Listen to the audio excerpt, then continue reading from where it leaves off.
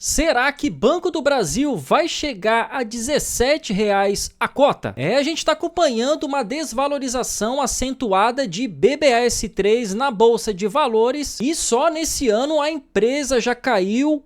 33% em somente 6 meses, com destaque aqui principalmente no mês de maio, entre os dias 15 e 16 de maio, onde a empresa caiu aqui quase 13%, e também aqui no mês de julho, entre o mês de julho e o mês de agosto, que também a empresa caiu mais quase 7%. Nesse vídeo aqui, bora fazer uma análise rápida se de fato o Banco do Brasil vai chegar aos R$ 17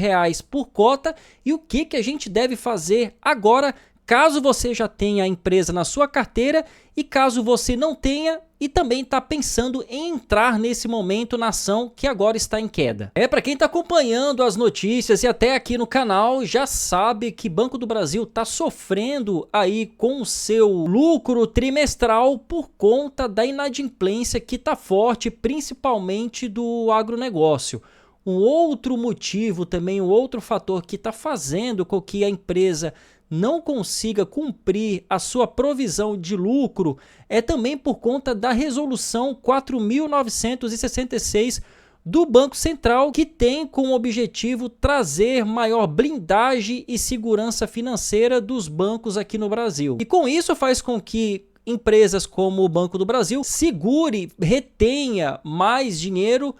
para compensar possíveis calotes, como, por exemplo, no agronegócio que está sofrendo agora. E só isso fez com que Banco do Brasil sofresse com uma perda dos seus lucros de quase 1 bilhão no primeiro trimestre agora de 2025. E por conta de todo esse temor, por causa principalmente desses dois motivos, um monte de casa de análise financeira começou a cortar o preço teto alvo de Banco do Brasil, que antes estava 24, passou para 19, muitos já estão nem mais recomendando compra, estão deixando a ação como neutra e até sugerindo vendas em algumas situações. E a própria empresa acabou colocando seu guidance, ou seja, a expectativa de lucro aí para o ano inteiro em revisão, muito por conta dos resultados aí não tão esperados nesses primeiros 6 meses de 2025. E agora, o que levou recentemente Banco do Brasil está sofrendo bastante por conta aí da sua cota, da sua cotação, está aí na expectativa abaixo dos R$19, é por conta dessa notícia aqui, onde no mês de maio o lucro líquido da empresa veio bastante fraco, somente com 516 milhões nesse mês, indicando um lucro líquido no segundo trimestre de somente 3,5 bilhões. E esse número está 31% abaixo em comparação com a projeção do Banco Bradesco no mesmo período, que é de 4,89 bilhões. E com todo esse resultado no primeiro trimestre e agora no segundo trimestre, a projeção do mercado financeiro é que agora, nesse próximo semestre, no segundo semestre de 2025, a situação seja ainda pior, e é por isso que a cotação de Banco do Brasil caiu bastante e tende a cair mais. E agora, com toda essa informação, com toda essa notícia, será que vale a pena continuar mantendo o Banco do Brasil na carteira ou entrar nesse momento com a cotação próximo dos R$19? Bora descobrir. É claro que isso vai depender da sua estratégia, do seu perfil de investidor. Se você, por exemplo, está focado mais em dividendos, o cenário de Banco do Brasil continua sendo até bem interessante. A cotação, no momento que eu gravo o vídeo, está em 19,59. Olha só a queda nos últimos 12 meses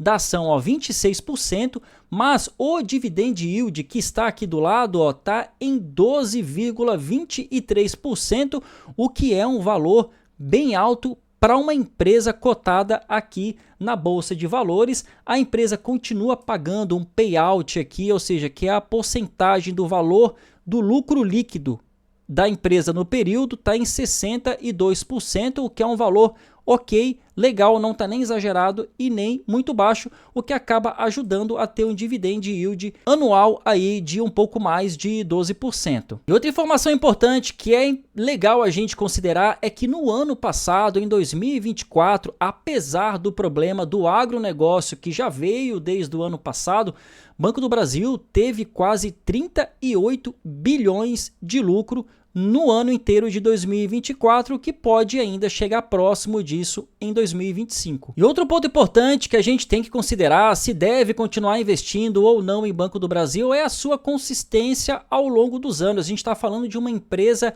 centenária e se a gente pegar aqui o resultado dos últimos 10 anos da empresa, por mais que ela tenha passado e atravessado por diversos governos, diversas crises, se a gente tivesse investido em Petrobras 10 anos atrás, ou seja, lá em 2015, colocado R$1.000 em 2015 e todos os meses tivesse aportando pelo menos R$200 na ação, reinvestindo os dividendos na própria empresa, a gente teria aqui o seguinte resultado: a gente teria investido R$25.000 na ação, teria ganho de dividendos durante esse período de 10 anos, aqui do lado, R$46.000 de dividendos, com os dividendos mais a valorização da ação, a gente teria ganho aqui R$64.000. No final, a gente teria quase R$90.000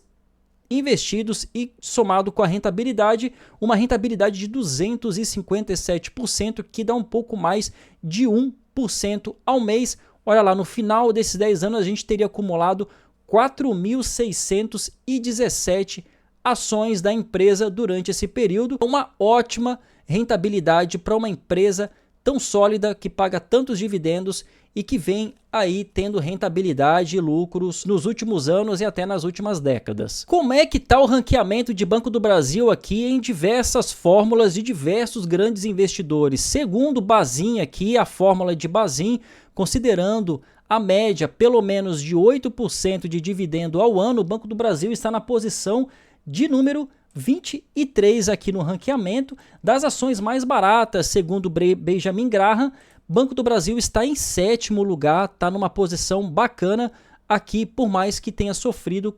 com toda essa queda nos últimos meses, ainda está numa posição bem interessante. E aqui, segundo o Peter, a fórmula de Peter, Banco do Brasil está em 32º lugar. E o ranqueamento agora desse mês de agosto do ranking da máquina de dividendos lá do Clube do Valor, Banco do Brasil, na estratégia de dividendos do Clube do Valor, Banco do Brasil está em 3º lugar, é a 3ª melhor empresa focada em empresas de dividendos da nossa Bolsa de Valores. Por mais que tenha todo esse pessimismo do mercado e também das casas de análise, é importante a gente